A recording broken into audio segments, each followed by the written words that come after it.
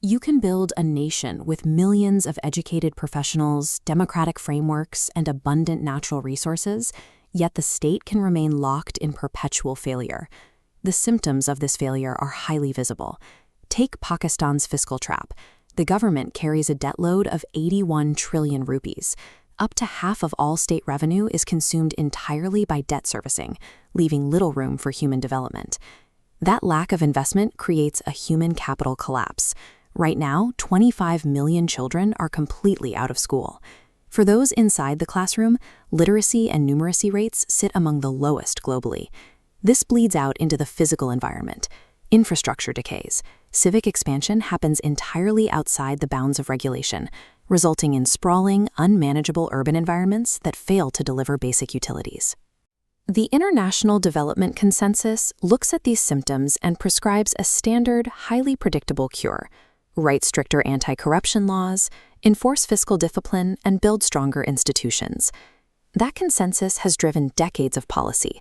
It has resulted in countless IMF loan conditions and sprawling anti-corruption commissions, and it consistently fails.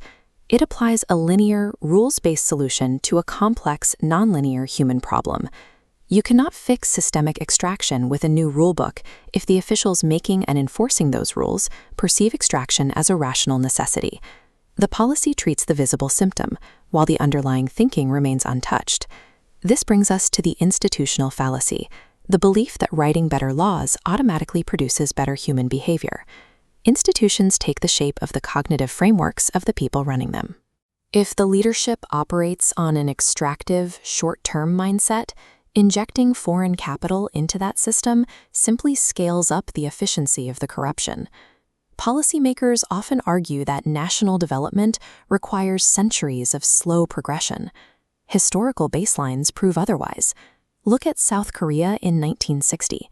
By nearly every economic metric, it was poorer than Pakistan at the same point in time, yet it escaped the poverty trap and transitioned into a high-income state. The differentiating factor wasn't an abundance of time or an influx of resources. Instead, it was a shift in the cognitive priorities of the leadership, prioritizing long-term capability building over short-term extraction. When leaders choose extraction, dysfunction becomes normalized. Citizens learn to expect broken power grids and absent teachers. They accept failure as the default state of nature, becoming passive audiences to their own decline. State failure is a cognitive phenomenon. It persists because of the mental frameworks ingrained in the people who build and inhabit the system. To diagnose how this cognitive failure operates, we can use causal layered analysis. This model peels back the state layer by layer.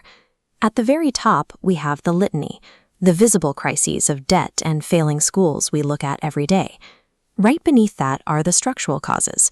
This is where government ministries operate in isolation, misallocating resources because they have no visibility into how their decisions impact the rest of the country. Peel that back and you reach the discourse. This is the layer of manufactured narratives. Leaders rely on phrases like, "We are under constant external threat," to justify ignoring human development and avoid political accountability. But beneath all of it lies the base layer, the cognitive foundation. This is the bedrock of the state, defined by learned patterns of zero-sum extraction, short-term survival, and profound public fatalism. When an official operates within this cognitive foundation, taking a bribe or rigging a contract is not an individual moral failing. In a system where punishment is uncertain, theft becomes a rational economic strategy. Until this deepest layer of cognitive programming is rewritten, any reform applied to the upper layers is useless. The system will simply absorb the new rules and continue extracting. These layers interact dynamically to form a self-sustaining, closed feedback loop. It operates like a circuit. Illogical thinking patterns embedded in the society elevate leaders who share those same mindsets. Those leaders make short-term, patronage-based decisions to maintain their own power. Those decisions degrade the state, deepening poverty and infrastructure collapse. The public watches this failure happen over decades, which rationalizes fatalism. They learn that demanding change is pointless. That fatalism is passed down to the next generation through an education system designed to certify obedience rather than independent thought. The students graduate, and the cycle begins again. If a solo reformer manages to enter this system, they hit a wall. They inherit a political economy that punishes change. They are forced to compromise and adopt the extractive logic, or the system ejects them. You cannot fix a circular problem with a linear intervention. You have to mechanically interrupt the loop at multiple nodes simultaneously. We can engineer these interrupts, hardware and software patches designed to physically break the state's faulty circuit. The first interrupt targets the source code, education, a 5-pillar model that shifts from rote memorization toward capability cultivation and technological literacy. By teaching systems thinking and ethical reasoning over a 15-year cycle, you sever the generational transmission of the extractive mindset. The second interrupt attacks the top of the loop, executive isolation. Currently, political elites make decisions from inside bubbles, insulated from the consequences of their own policies. We bypass those filters with an AI cognitive bridge. These systems aggregate real-time data directly from hospitals, schools, and markets, synthesizing the ground reality. This data is piped directly to the decision-makers. It removes the shield of bureaucratic ignorance. When a minister can see mathematical proof that a policy is failing in real time, they can no longer hide behind ideological success. By rewriting the cognitive pipeline of future citizens, while simultaneously destroying the informational blindness of current leaders, we attack the dysfunction from both ends of time. The third interrupt targets the state machinery, the silo awareness framework. Currently, government ministries operate as fragmented sectors, often pursuing contradictory goals with zero visibility into their shared impact. A defense ministry might allocate 20% of the national budget toward military hardware, optimizing for hard security without calculating the broader economic cost. Meanwhile, the public health sector collapses under a tiny fraction of that funding. The silo awareness framework forces shared data and cross-ministry metrics, so a decision in defense cannot be made without accounting for the resulting costs to human development. Interrupt 4 identifies the hardware in everyone's pocket. Mobile devices are attention capture systems designed specifically to bypass the conscious mind through infinite scroll and variable dopamine rewards.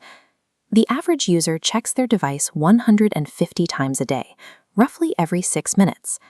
This constant fracturing of focus rewires the neurological reward system, making it harder to sustain the concentration required to process complex systemic problems.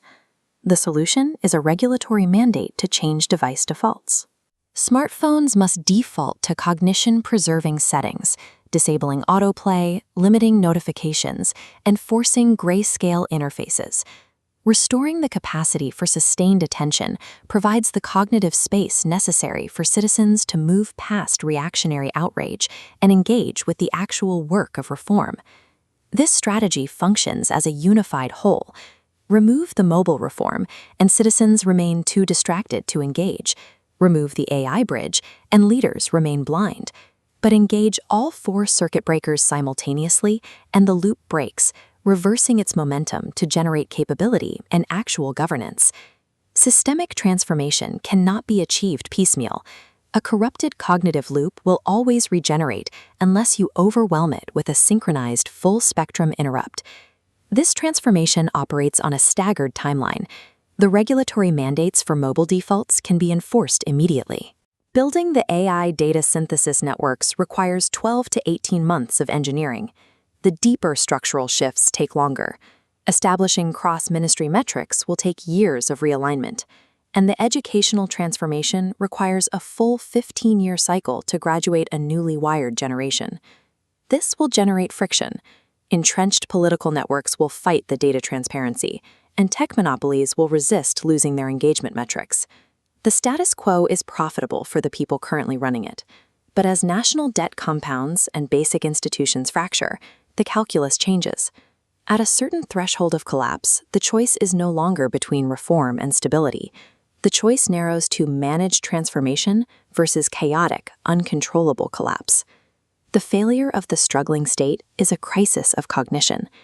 We can only engineer functional societies when our policies account for how human beings actually perceive, think,